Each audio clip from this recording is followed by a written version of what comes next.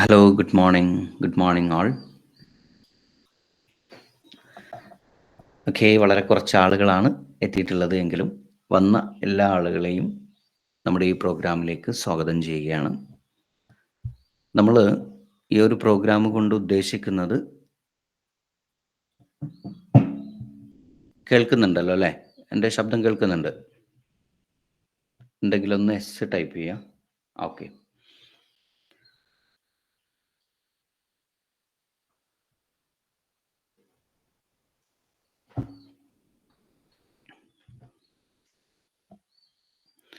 Okay, ഈ ഒരു programme കൊണ്ട് ഉദ്ദേശിക്കുന്നത് ഇത് നമ്മുടെ ഒരു സ്റ്റാർട്ടിംഗ് ആണ്.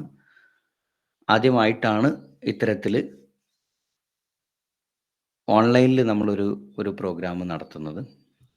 ഇതിൻ്റെ പ്രധാന ഉദ്ദേശം ഒരു കമ്മ്യൂണിറ്റി ബിൽഡിംഗ് ആണ്.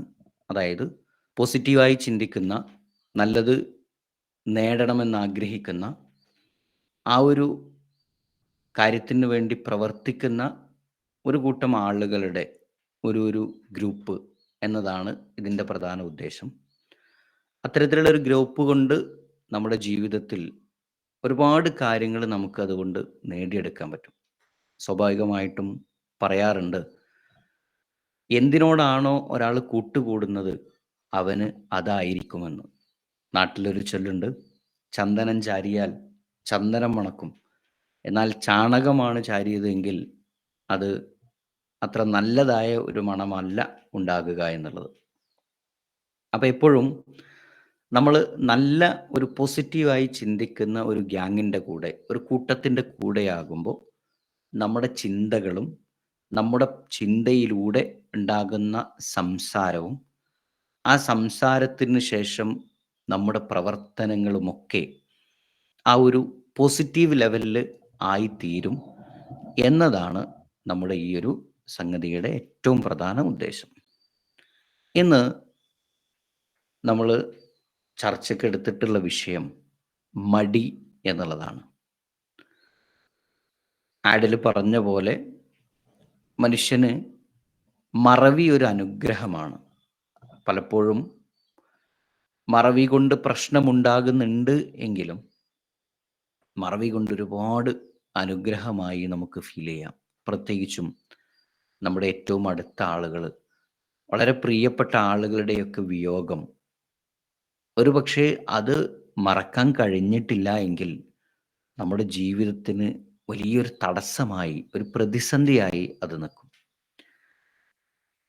എന്നാൽ അതിൽ നിന്ന് വ്യത്യസ്തമായി മടി പലപ്പോഴും പല കാര്യങ്ങളും മനുഷ്യന് ചെയ്യാൻ സാധിക്കാതെ വരികയും, അതല്ലെങ്കിൽ മടിയുടെ ഒരു ബൈ പ്രൊഡക്റ്റായിട്ട് വരുന്ന പ്രൊക്കാസ്റ്റിനേഷൻ, മാറ്റിവെക്കുക, നീട്ടിവെക്കുന്ന ഒരു സ്വഭാവം, അതുപോലെ തന്നെ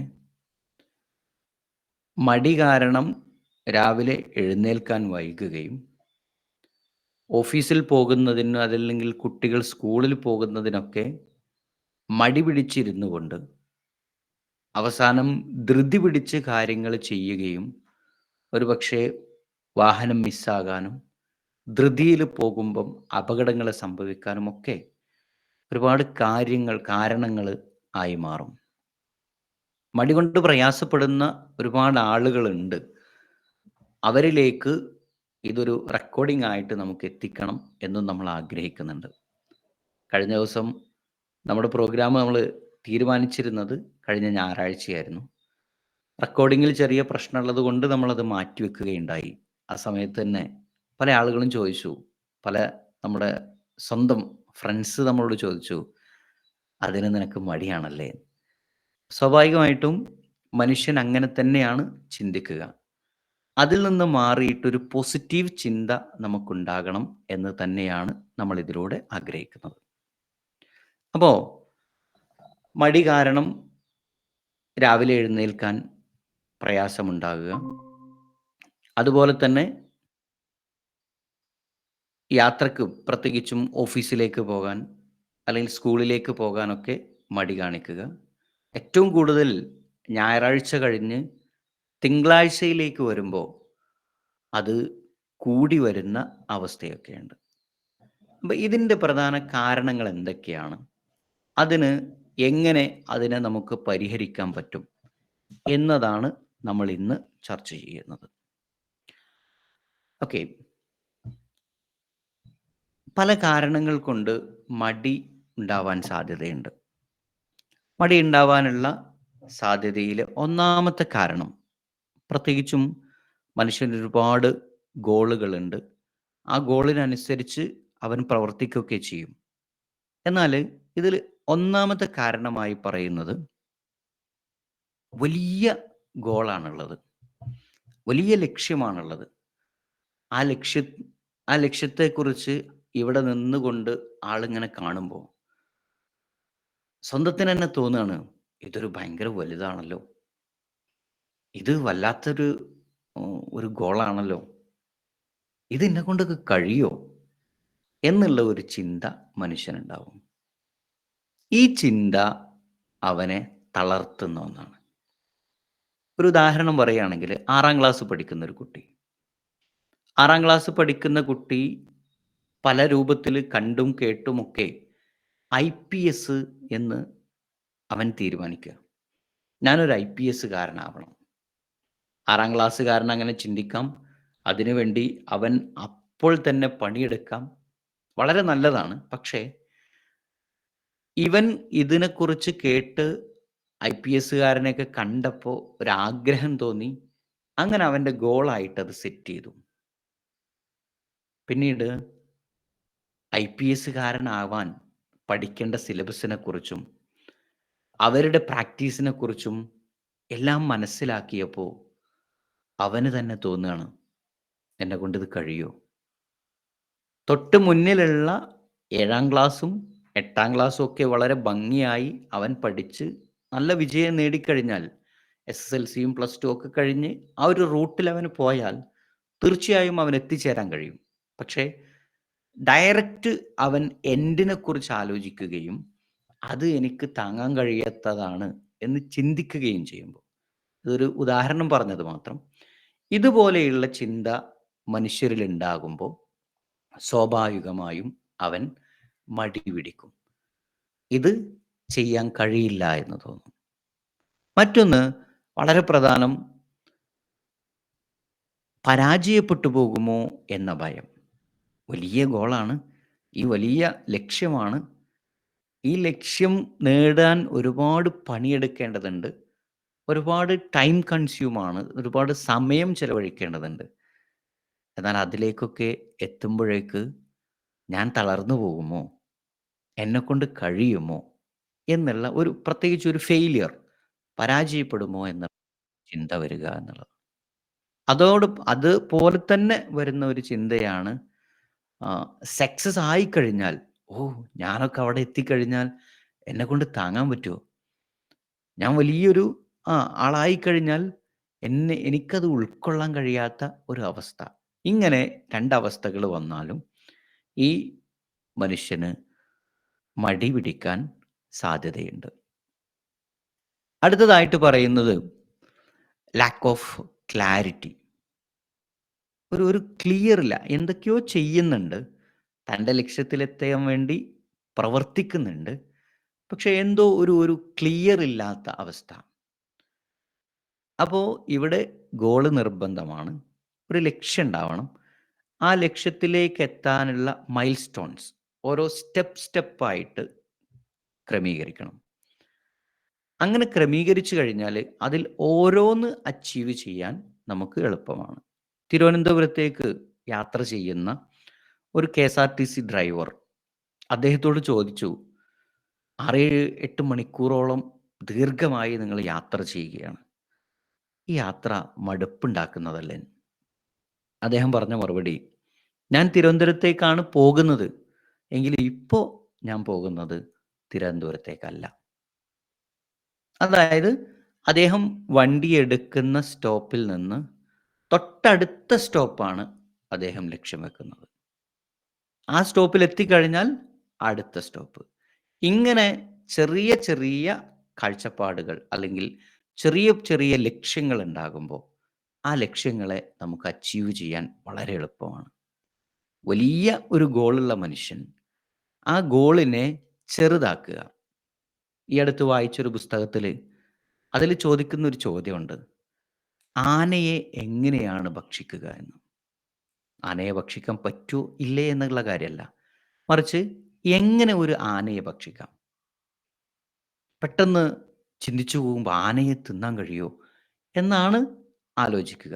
എന്നാൽ അതിനെ ചെറിയ ചെറിയ കഷ്ണങ്ങളാക്കി നമുക്ക് കഴിക്കാൻ പറ്റിയ രൂപത്തിലാക്കി മാറ്റി അതിനാവശ്യമായ സമയമെടുത്തുകൊണ്ട് തിന്നു തീർക്കുകയാണെങ്കിൽ ആനയെയും നമുക്ക് കഴിക്കാം. ഇതുപോലെ നമ്മുടെ ലക്ഷ്യത്തെ, നമ്മുടെ ഗോളിനെ ചെറിയ ചെറിയ പീസുകളാക്കിയിട്ട് നമുക്ക് സിമ്പിളായി അച്ചീവ് ചെയ്യാൻ പറ്റിയ രൂപത്തിലുള്ള മൈൽ സ്റ്റോൺ സെറ്റ് ചെയ്തുകൊണ്ട് മുന്നോട്ട് പോകാം. അങ്ങനെ പോയി കഴിഞ്ഞാൽ ആ ഒരു ക്ലാരിറ്റിയുടെ പ്രശ്നം അവിടെ ഉണ്ടാവില്ല. അടുത്തത് വളരെ വളരെ വലിയ ഒരു കാര്യമാണ്. എൻ്റെ ജീവിതത്തിൽ ഞാൻ എക്സ്പീരിയൻസ് ചെയ്ത ഒന്ന് തന്നെയാണ്. അതായത് comfort zone trap. Comfort zone. ഞാനിങ്ങനെ ജീവിച്ചുകൊണ്ടിരിക്കുന്ന ഒരു സാഹചര്യം. കുഴപ്പമില്ലാത്ത ജോലിയുണ്ട്. ആ ജോലിയിൽ കുടുംബം കഴിഞ്ഞു പോകാനുള്ള ഒരു പണമൊക്കെ കിട്ടുന്നുണ്ട്. അതിൽ നിന്ന് ആ ഒരു ജീവിതം ഇങ്ങനെ റൊട്ടേറ്റ് ചെയ്തുകൊണ്ടിരിക്കുക. അവിടെ മറ്റെന്തെങ്കിലും ഒന്ന് ചെയ്യുവാനോ, മറ്റൊന്നിലേക്ക് മാറുവാനോ കഴിയാതെ വരുന്ന ഒരവസ്ഥ. പ്രത്യേകിച്ചും ഈ ജോലി നഷ്ടപ്പെട്ട് കഴിഞ്ഞാൽ എൻ്റെ ഭാവി ജീവിതം എന്താകും? അല്ലെങ്കിൽ തൊട്ടടുത്ത കാര്യങ്ങളൊക്കെ എങ്ങനെ പോകും? എന്നുള്ള ഒരു ചിന്തയുണ്ടാകുകയും, ആ ചിന്തയോട് കാരണം ഇപ്പോൾ ജീവിക്കുന്ന സാഹചര്യത്തിൽ തന്നെ ഒത്തിണങ്ങി ജീവിച്ചു പോകുന്ന ഒരു അവസ്ഥ. ഇത് മനുഷ്യനെ വളർത്തുകയില്ല, മറിച്ച് തളർത്തുകയാണ് ചെയ്യുക. ഈ കംഫർട്ട് സോണ് അത് എത്ര നല്ല ഒരു പളുങ്ക് പാത്രമായാലും അത് ബ്രേക്ക് ചെയ്തുകൊണ്ട് അതിന് പുറത്തേക്ക് പോകുന്ന ആളുകൾ മാത്രമാണ് വിജയിക്കുക. അതിലങ്ങനെ ജീവിച്ചു പോവുകയാണെങ്കിൽ അദ്ദേഹത്തിൻ്റെ ജീവിതം മുന്നോട്ട് പോകും എന്നല്ലാതെ അതൊരു സക്സസ് ലൈഫിലേക്ക് അദ്ദേഹത്തെ എത്താൻ സാധിക്കുകയില്ല. അടുത്തത് മടി വരാനുള്ള മറ്റൊരു കാരണമാണ് ലാക്ക് ഓഫ് ഇമ്മീഡിയറ്റ് റിവാർഡ്സ്. പെട്ടെന്ന് റിസൾട്ട് കിട്ടാതെ വരിക. പെട്ടെന്ന് ഒരു റിസൾട്ട് കിട്ടാത്തത് കൊണ്ട് തന്നെ മടുപ്പ് വരികയും അതിൽ നിന്ന് മാറി നിൽക്കുകയും പിന്നീട് അതിനോട് തന്നെ മടി കാണിക്കുകയും ചെയ്യുന്ന ആൾ. എൻ്റെ ജീവിതത്തിൽ അനുഭവിച്ച ഒന്നാണ്. ഞാനൊരു LED ബൾബിൻ്റെ ബിസിനസ് നടത്തിയിരുന്നു. അത് ഫ്ലോപ്പ് ആകുകയാണ് എന്ന് മനസ്സിലായപ്പോൾ അവിടേക്ക് പോകുന്നത് പോലും ഇഷ്ടമല്ലാത്ത ഒരവസ്ഥ. അതിനെക്കുറിച്ച് ചിന്തിക്കുന്നത് പോലും ഇഷ്ടമല്ലാത്ത ഒരു അവസ്ഥയുണ്ടായി. അപ്പോൾ ഇത് കുറച്ചു കാലം കൊണ്ട് നടന്നാൽ മാത്രമേ അതിൽ നിന്ന് റിസൾട്ട് കിട്ടുള്ളൂ. പ്രത്യേകിച്ചും ഈ കോമ്പറ്റീഷനുള്ള ബിസിനസ്സുകളൊക്കെ ചെയ്യുന്ന ആളുകൾ, അവർ ഗൾഫ് നിർത്തി വന്ന് ഇവിടെ ഉള്ള പൈസയൊക്കെ കൊടുത്തുകൊണ്ട് ഒരു സ്ഥാപനം തുടങ്ങി. അതല്ലെങ്കിൽ ഒരു ബിസിനസ് തുടങ്ങി. ആ ബിസിനസ് ഒരു വർഷം പോലും പൂർത്തിയാകുന്നതിന് മുമ്പ് അതിൽ നിന്നൊന്നും വരുന്നില്ല എന്ന് പറഞ്ഞ് ഒഴിവാക്കി പോകുന്ന ആളുകളുണ്ട്. ഇവിടെയാണ് കൺസിസ്റ്റൻസായി അദ്ദേഹം അതിൽ വർക്ക് ചെയ്തിരുന്നെങ്കിൽ, അത് കണ്ടിന്യൂ ചെയ്തു പോയിരുന്നെങ്കിൽ ഒരുപക്ഷേ അതിൽ നിന്ന് വിജയം നേടാൻ സാധിക്കുമായിരുന്നു. അപ്പോൾ ഇവിടെ പെട്ടെന്ന് നമുക്ക് റിസൾട്ട് കിട്ടില്ല. പക്ഷേ നമ്മൾ നിരന്തരമായി ചെയ്തു വന്നാൽ നമുക്കതിൽ നിന്ന് റിസൾട്ട് ഉണ്ടാക്കാൻ പറ്റും. അപ്പോൾ ഇങ്ങനെയുള്ള ഒരു 5 കാര്യങ്ങളാണ് ഞാൻ പറഞ്ഞത്. ഈ 5 കാരണങ്ങൾ കൊണ്ട് മനുഷ്യന് മടി വരാൻ സാധ്യതയുണ്ട്. മടി വരാൻ ഒരുപാട് കാരണങ്ങൾ മറ്റുമുണ്ട്. ആരോഗ്യപരമായ അസുഖങ്ങൾ കൊണ്ടോ, അല്ലെങ്കിൽ കൃത്യമായ എക്സസൈസ് ഇല്ലാത്തത് കൊണ്ട്, കൃത്യമായ ഫുഡ് കഴിക്കാത്തത് കൊണ്ട്, കൃത്യമായി ഉറക്കം കിട്ടാത്തത് കൊണ്ടൊക്കെ മനുഷ്യന് പ്രയാസങ്ങൾ നേരിടാൻ സാധ്യതയുണ്ട്. ഇവിടെയൊക്കെ നമ്മൾ മനസ്സിലാക്കേണ്ട വളരെ പ്രധാനപ്പെട്ട ഒരു കാര്യം നേരത്തെ സൂചിപ്പിച്ചത് തന്നെയാണ്. നമ്മുടെ വലിയ ലക്ഷ്യത്തെ നമ്മൾ വളരെ ചെറിയ ചെറിയ ചെറിയ പീസുകളാക്കി മാറ്റുക. എന്നിട്ട് ഒരു 30 ദിവസം കൊണ്ട് സോറി, ഒരു 90 ദിവസം കൊണ്ട്, അതായത് ഒരു മനുഷ്യനിൽ ഒരു പുതിയ കാര്യം ഇംപ്ലിമെന്റ് ആയി എടുക്കാൻ ഏകദേശം 90 ദിവസം എടുക്കുന്നു. 90 ദിവസം അദ്ദേഹം അത് ചെയ്യുകയാണെങ്കിൽ അത് അദ്ദേഹത്തിൻ്റെ ജീവിതത്തിലെ ഒരു ഹാബിറ്റായി മാറും. എങ്ങനെ ചെയ്യണം? ഇപ്പൊ നമ്മള് ഒരു പുല്ല് നിറഞ്ഞ ഒരു പ്രദേശത്ത് കൂടി ഒരു ദിവസം നടന്നു പോവാണ്. നമ്മള് നടന്നു പോകുമ്പം ആ പുല്ലുകൾ ഇങ്ങനെ വകഞ്ഞ് വകഞ്ഞ് മാറ്റി നമ്മൾ പോയി കഴിഞ്ഞു. ഒരു 2, 3 ദിവസം നമ്മൾ പിന്നെ അതിലെ നടന്നതേയില്ല. അപ്പൊ ആ പുല്ലുകളൊക്കെ നേരെ ആയിട്ട് പഴയ രൂപത്തിൽ തന്നെ ആയി മാറിയിട്ടുണ്ടാവും. എന്നാൽ സ്ഥിരമായി നമ്മൾ അതിലൂടെ നടക്കുകയാണ്. സ്ഥിരമായി ആ പുല്ലിലൂടെ ഇങ്ങനെ നടന്നു കഴിഞ്ഞാൽ പതിയെ പതിയെ അവിടെ ഒരു വഴി ക്രിയേറ്റ് ആയി വരും. ഇതുപോലെയാണ് മനുഷ്യന്റെ ബ്രെയിൻ. മനുഷ്യന്റെ ബ്രെയിനിൽ ഒരാൾ ഒരു പുതിയ കാര്യം ചെയ്യുമ്പോൾ അതിനെ ബ്രെയിൻ ഒരു പുതിയ കാര്യമായി എടുക്കുകയും ആ പുതിയ കാര്യത്തെ മനസ്സിലാക്കുന്നതിന്, അത് ചെയ്യുന്നതിന് വേണ്ടി ഒരു ന്യൂറോ പാത്വേ ക്രിയേറ്റ് ചെയ്യുന്ന, പുതിയൊരു കാര്യം വരുമ്പോൾ ആ പുതിയ കാര്യത്തെ ചെയ്യാൻ വേണ്ടി ന്യൂറോ പാത്വേ മനുഷ്യന്റെ ബ്രെയിനിൽ രൂപപ്പെടും. ആ രൂപപ്പെട്ടതിന് ശേഷം അത് മാഞ്ഞു പോകും. എന്നാൽ സ്ഥിരമായി ഒരാൾ അത് ചെയ്യുകയാണെങ്കിൽ, ആ സ്ഥിരമായി ചെയ്യുമ്പോൾ വളരെ പ്രധാനമാണ് എന്തെങ്കിലും ഒരു കാര്യം സ്ഥിരമായിട്ട് ചെയ്യുക എന്നുള്ളതല്ല.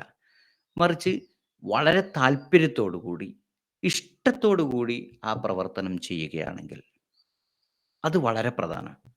ഒന്ന് താല്പര്യമാണ്, 2 ഇഷ്ടമാണ്. ഇങ്ങനെ താല്പര്യവും ഇഷ്ടവും കൂടി ഒരാൾ 90 ദിവസം ഒരു പ്രവർത്തനം ആവർത്തിച്ചാൽ അത് അയാളുടെ ജീവിതത്തിൽ ഒരു ഹാബിറ്റായി മാറും. അതായത് നമ്മൾ ഒരു പുതിയ പ്രവർത്തനം ആരംഭിച്ചു. ഒരു പുതിയ പണി ചെയ്തു. ആ പണിയെ നമ്മുടെ തലച്ചോറ് സ്വീകരിക്കുന്നത് ഒരു പുതിയ വർക്കായിട്ടാണ്. അതിനുവേണ്ടി ഒരു പുതിയ ന്യൂറോ പാത്വേ രൂപീകരിക്കും. ഇത് കഴിഞ്ഞാൽ അത് മാഞ്ഞു പോകും. സ്ഥിരമായി ആളത് ചെയ്യുകയാണെങ്കിൽ, ഇഷ്ടത്തോടു കൂടി സ്ഥിരമായി ചെയ്താൽ ആ പാത്വേ ഓട്ടോമാറ്റിക് ആയി മാറും. ഓട്ടോ പൈലറ്റ് മോഡിലേക്ക് അത് മാറും. രാവിലെ എഴുന്നേറ്റാൽ പല്ല് തേക്കുക എന്നുള്ളത് നമ്മളൊക്കെ ചെയ്യുന്ന ഒരു കാര്യമാണ്. അത് ഓട്ടോമാറ്റിക്കായി മാറിയിട്ടുണ്ട്.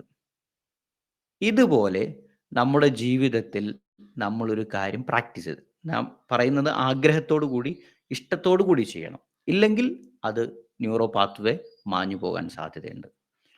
ഒരു എക്സാമ്പിൾ പറയുകയാണെങ്കിൽ, ഒരു ഹോസ്റ്റലിൽ ജീവിക്കുന്ന ഒരു കുട്ടി. ഹോസ്റ്റലിൽ നിയമമനുസരിച്ച് 5 മണിക്ക് ഒരു ബെല്ലുണ്ട്. ആ ബെല്ലിന് എല്ലാവരും എഴുന്നേൽക്കണം. 5 മണിയുടെ ആ ബെല്ല് അടിച്ചു, കുട്ടി എഴുന്നേൽക്കും. സ്ഥിരമായി അത് പ്രാക്ടീസ് ആയിട്ടുണ്ട്. 3, 4 വർഷം ആ ഹോസ്റ്റലിൽ ജീവിച്ച കുട്ടി കോഴ്സ് കഴിഞ്ഞ് ഞാൻ തൊട്ടടുത്ത ദിവസം തന്നെ കുട്ടി 5 മണിക്ക് എഴുന്നേൽക്കുകയില്ല. കാരണം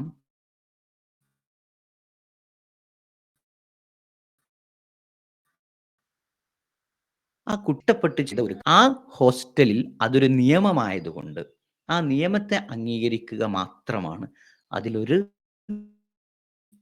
താല്പര്യവും ഒരു ഇഷ്ടവും കുട്ടിക്ക് ഉണ്ടായിരുന്നില്ല.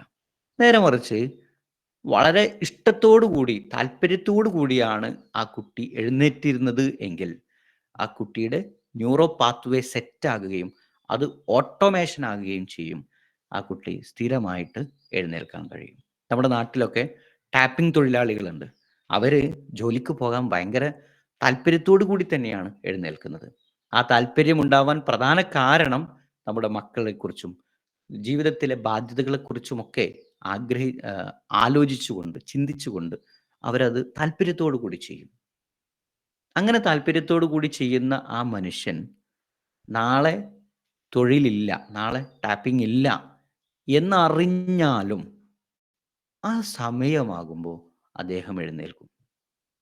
രാവിലെ പ്രയറിന് സുബഹി പ്രയറിന് എഴുന്നേൽക്കുന്ന ആളുകൾ അത് താല്പര്യത്തോടു കൂടിയാണ് ആൾ ചെയ്യുന്നത് എങ്കിൽ ഒരു ദിവസവും മിസ്സാകാതെ അദ്ദേഹത്തിന് എഴുന്നേൽക്കാൻ കഴിയും.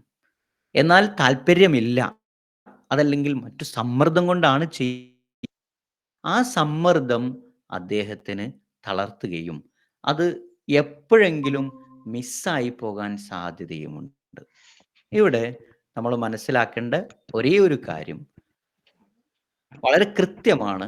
നമ്മുടെ മടി മാറ്റിയെടുക്കണമെങ്കിൽ, നമുക്ക് ആ ഒരു പ്രശ്നം ഇല്ലാതാക്കണമെങ്കിൽ നമ്മൾ ചെയ്യേണ്ട പ്രധാനപ്പെട്ട 2 കാര്യങ്ങളാണ് പറഞ്ഞത്.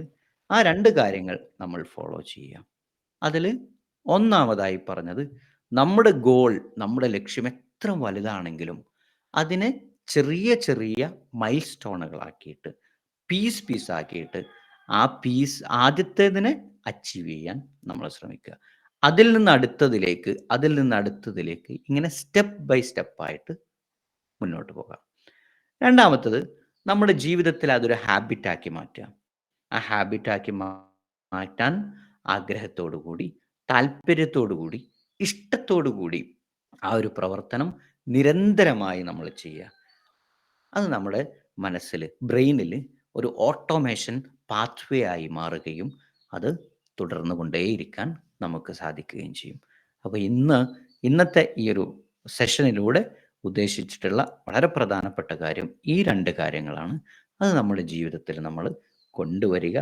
വിജയം നേടുന്ന ആളുകളായി മാറാൻ നമ്മളേവരും പരമാവധി പരിശ്രമിക്കുകയും അതിനുവേണ്ടി പ്രവർത്തിക്കുകയും ചെയ്യുക.